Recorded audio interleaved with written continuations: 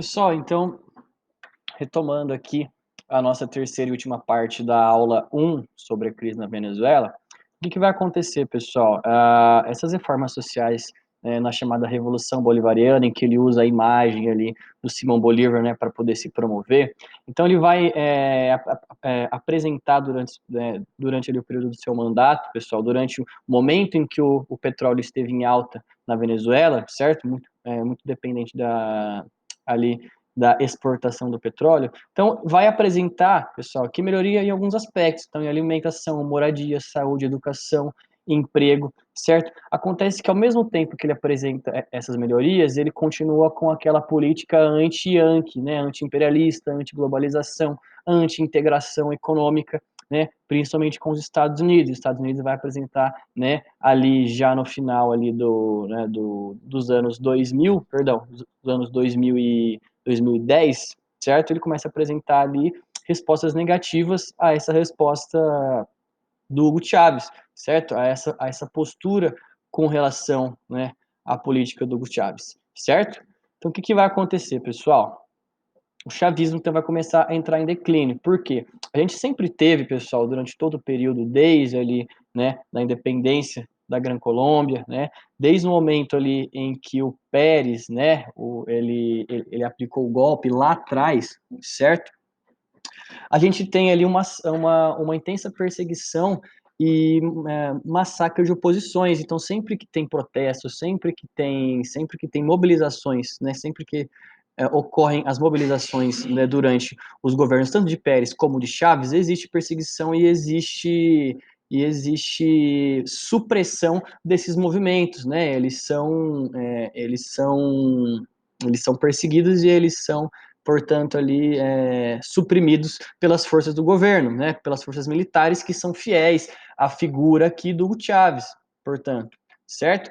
Ele falece, então, né, vítima de um câncer em 2013, e aí, né, contribui também quando o indivíduo histórico ele falece, principalmente nesse movimento aqui de tornar a sua imagem ali parecida com a de Simão Bolívar, né, o líder revolucionário.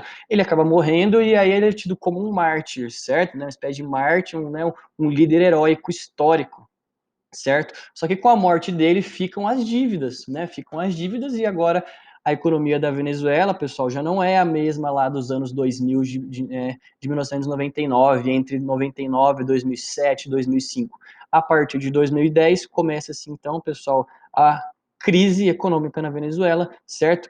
Os protestos eles aumentam na mesma proporção e agora com o falecimento de Hugo Chávez, ele deixa, portanto, um déficit econômico, um déficit orçamentário, portanto, certo? E a Venezuela começa cada vez mais a entrar em decadência. A inflação aumenta, certo? E a escassez de suprimentos também aumenta juntamente com a inflação, portanto, ok? E aí, o seu sucessor, vamos lá, vamos voltar aqui, cadê? Aqui.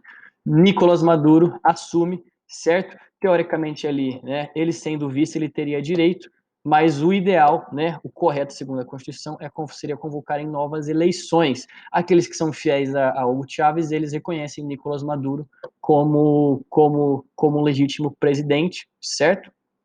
E o exército, consequentemente, por ser fiel a Hugo Chávez, ele deixa, né, ele continua, portanto, fiel a Nicolás Maduro, porque eles são fiéis, antes de tudo, a Hugo Chávez, certo? Vamos explicar aqui, pessoal, sobre a economia e o petróleo. O que vai acontecer, pessoal? Por ser o primeiro ponto ali abordado da crise da Venezuela, certo? Quando ela começou a ser atingida ali já a partir de 2010, certo?